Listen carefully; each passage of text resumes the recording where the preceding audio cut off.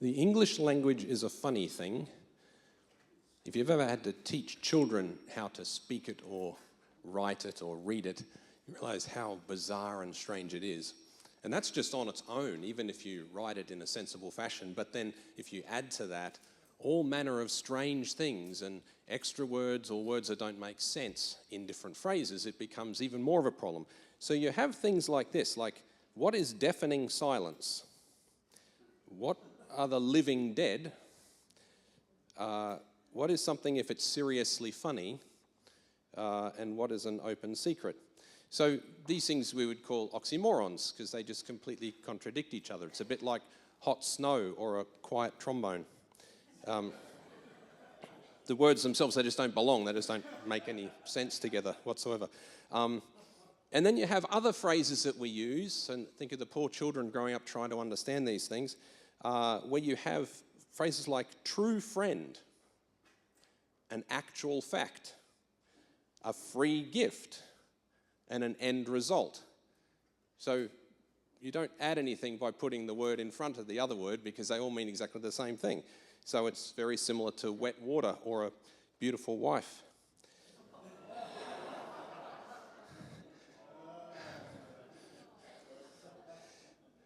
I'm hoping to not be in trouble. Now, the Christian journey, thankfully, is completely free of confusing language, isn't it? It's so simple and straightforward. There's nothing complicated about the Christian life. Even just being a Christian is really quite straightforward. I mean, we don't really have to think about what a Christian is, right? Really simple and straightforward. Although some would tend to suggest that there are different kinds of Christian that you could be, oddly enough. And there's a few versions of this where you add these extra words in. There's only a short list, so I'm going to try to do it in one breath if I can. So what kind of Christian are you? Just scan through and see where you fit in the picture. Okay, let's go. Devout Christian, faithful Christian, committed Christian, born-again Christian, dedicated Christian, serious Christian, lukewarm Christian, nominal Christian, cultural Christian, evangelical Christian, Catholic Christian, Orthodox Christian, charismatic Christian, reformed Christian, liberal Christian, conservative Christian, mainline Christian, salvationist Christian, progressive Christian, fundamentalist Christian, Pentecostal Christian, Anabaptist Christian, non-denominational Christian, loving Christian, and kind Christian, humble Christian, grace-filled Christian, hypocritical Christian.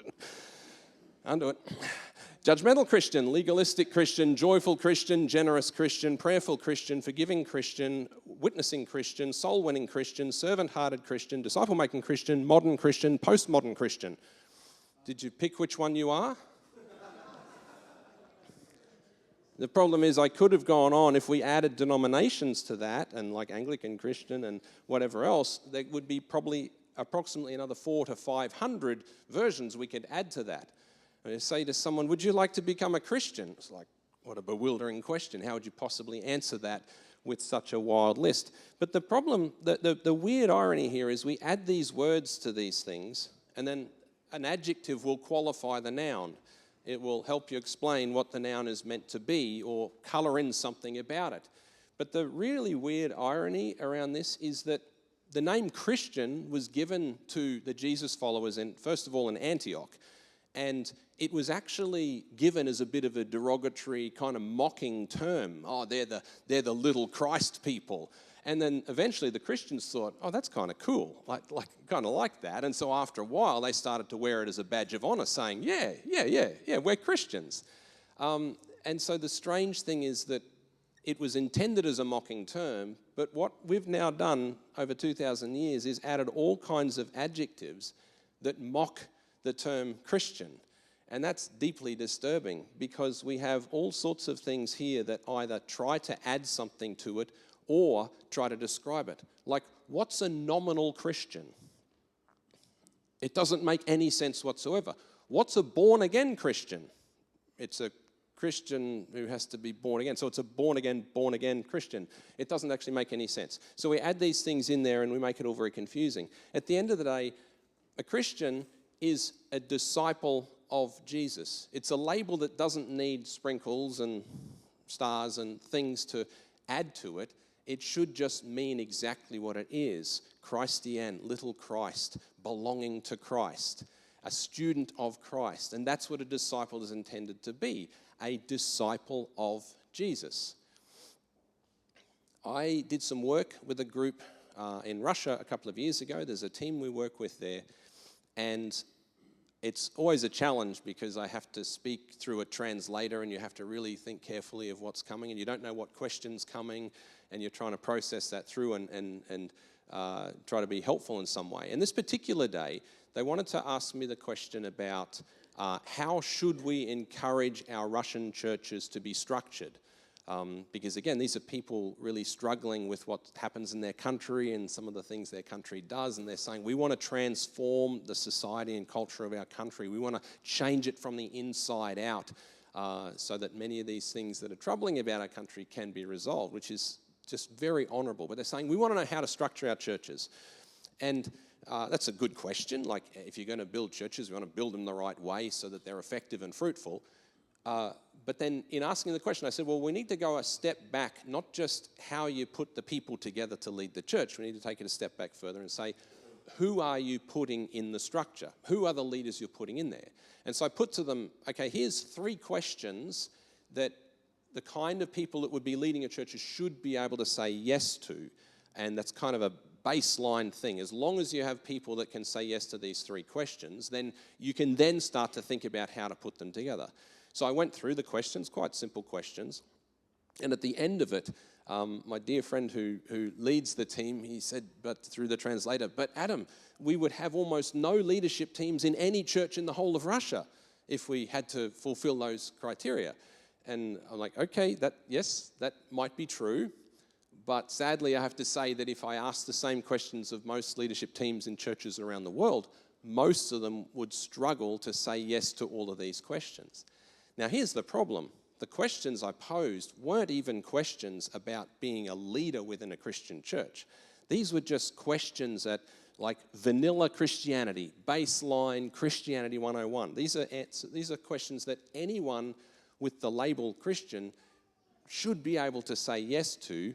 Otherwise, it doesn't actually make sense that you would even consider yourself a Christian, or at least you should be saying, wow, I need to press closer into the vine. I need to get closer to Jesus on that basis. And so these questions are very important questions for all of us to, in a way, take a daily reality check on where we are in our walk with Jesus. And as Jesus talked about, inasmuch as you're woven into the vine, I'm the vine, you're the branches. If you're connected to me, you'll bear much fruit. I'll prune you and trim you and you'll bear even more fruit. But in essence, you are one with me. So inasmuch as I'm beautiful, you become beautiful as well. And so it's a very important part of this John 15 passage we heard earlier.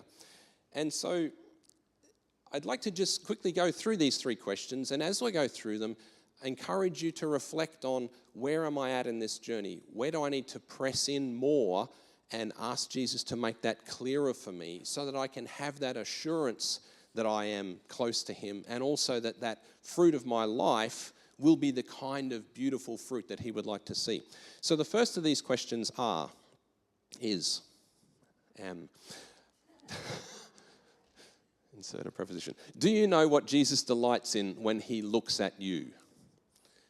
Do you know what Jesus delights in when he looks at you?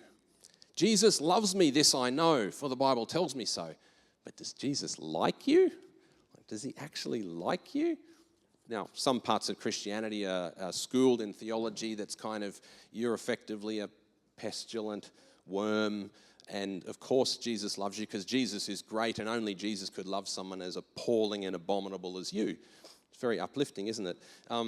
But that's part of the theology of some streams of the church. And yes, wages of sin is death. There are deep problems if your life is not aligned with Jesus. But that's a far cry from Jesus not finding anything that he delights in you.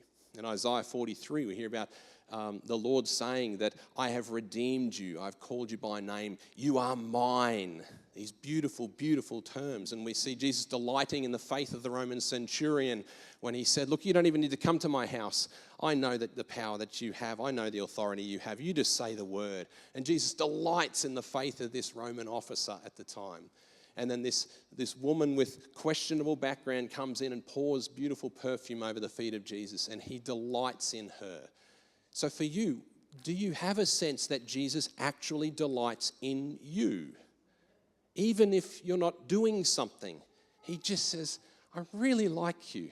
I really, really like you. I like to sit with you. I like to be with you. I like to be around you. And so, when was the last time you sensed God's delight in you personally? That you felt it, you sensed it in some way. Now, I can say of these 3 questions I want to talk to you about, this is actually the one that I struggle with the most.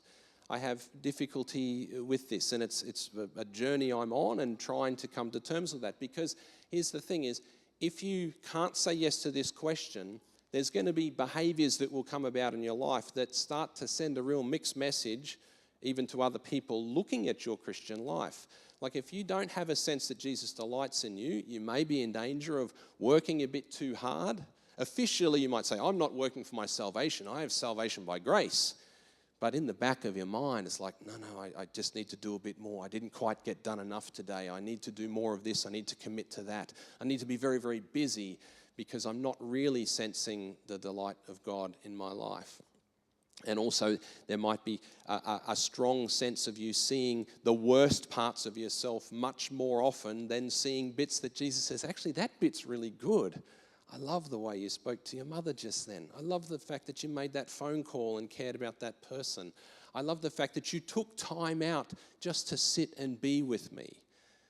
So this is a huge challenge for me personally. Maybe it's a struggle for you as well.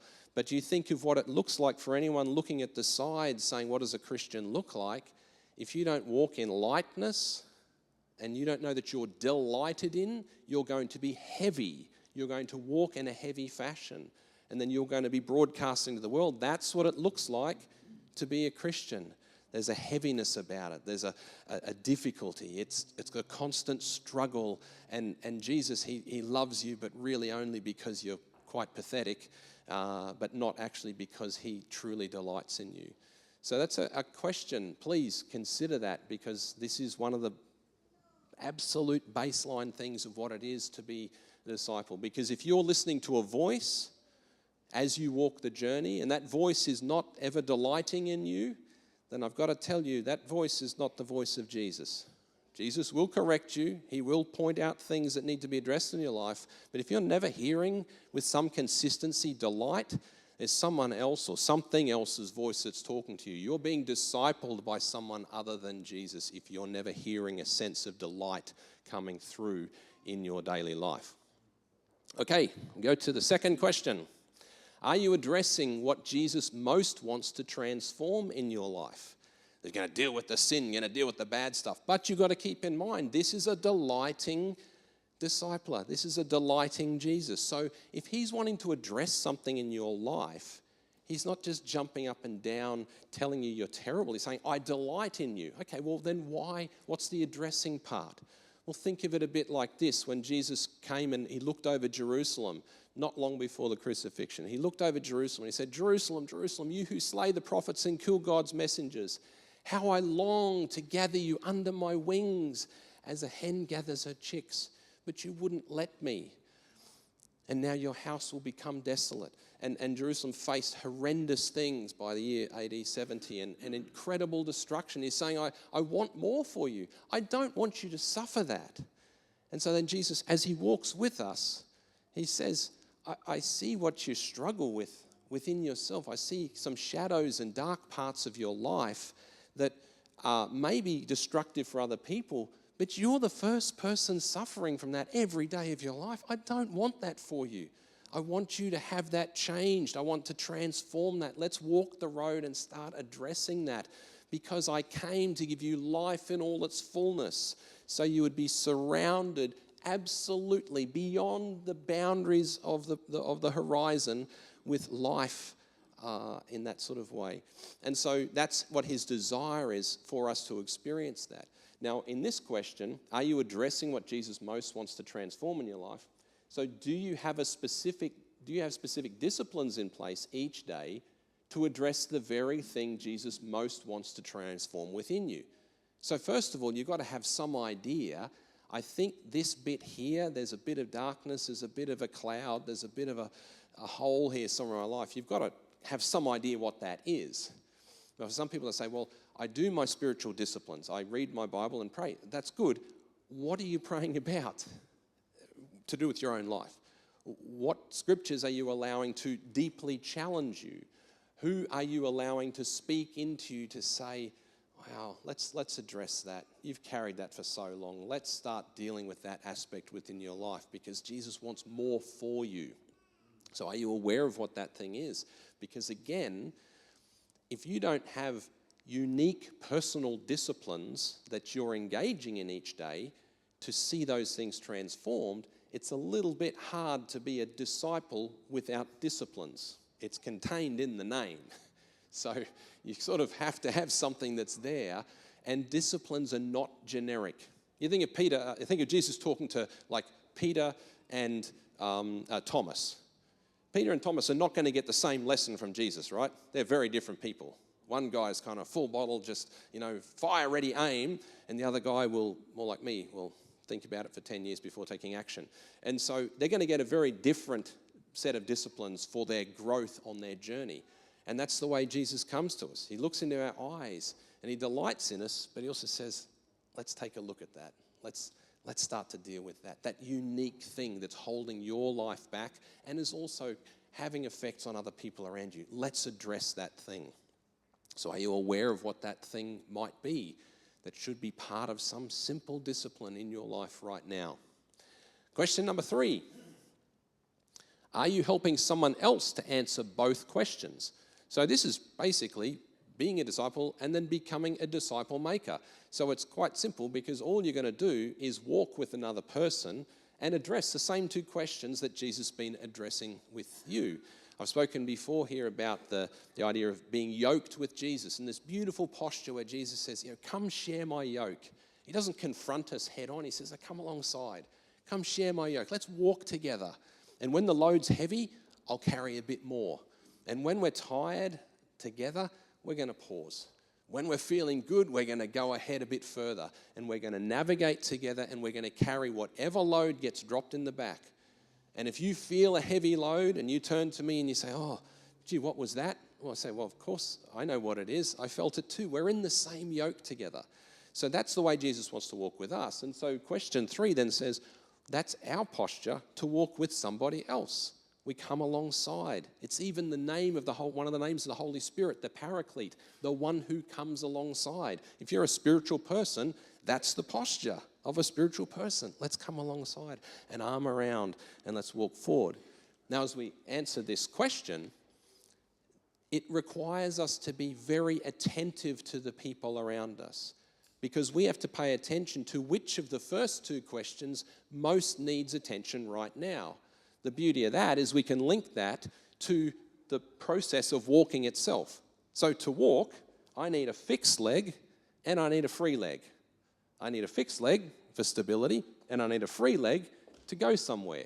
If I only have a fixed leg, I don't go anywhere. If I only have a free leg, then I just fall in a heap. I can't go anywhere at all. So question 1 is the fixed leg. Let's make sure you feel firm, confident, stable. You're aware of Jesus' delight in you. You know your gifts, you know strengths, you know beautiful things that you bring to other people. You're standing firm in who God has made you to be at this point in time. And only when that's clear, I'll walk with you and say, hey, you're looking solid, you're looking confident. Let's take a step forward. And the free leg is the second question and says, okay, let's now take a step forward more into the light and out of the darkness that's behind us. And let's take those steps one at a time. But if you're helping someone else, you've got to be paying attention to which leg most needs attention right now. So if your friend's having a terrible, terrible day, then it's probably not the free leg. It's just saying, I'm with you. I'm holding you strong. Let's just stabilize for the moment. Let's deal with that. But if someone's feeling pretty cocky and sprightly and I'm going pretty well, all right, let's tax that. Let's put that to the challenge. Let's stretch out and take a significant step forward towards life in all its fullness with Jesus. Now, the other part of this question 3, and this comes down to the vulnerability of being a disciple, eye to eye with Jesus, and the vulnerability of discipling another person. Because you may be familiar in the beginning of the book of John, the Word became flesh and dwelt among us. So in the original language, it's the Logos became flesh and dwelt among us.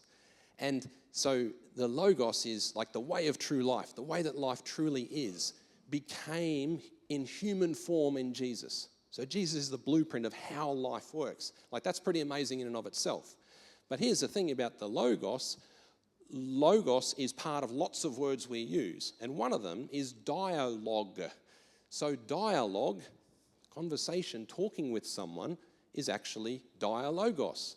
So what it means is, what it should mean is, you've got a bit of Jesus in you, I've got a bit of Jesus in me, let's talk so we both get the benefit of the bits of who Jesus is and can apply that to our lives. So that's what it means to be in dialogue. Now, if we relate it here, if I'm walking with a friend, discipling them, then for me to share what I think Jesus delights in them is for me to share the Logos I see in them. And then if they are kind enough to share what maybe they see Jesus delights in me, they're also in dialogos, talking about what they see in me. But equally, here's something that's not lining up with the way of true life. And I'm going to speak that into you, and I'm going to let you speak that into me. Now, that's all good in theory, but we have to be willing to say, if we walk with any other Christian of any age, that we would be prepared at some level to share that, to be open enough, to be transparent enough, and to say, here are the things I'm sensing some sense of Jesus' delight, which is great, and here are things that I feel Jesus is really wanting to address in my life.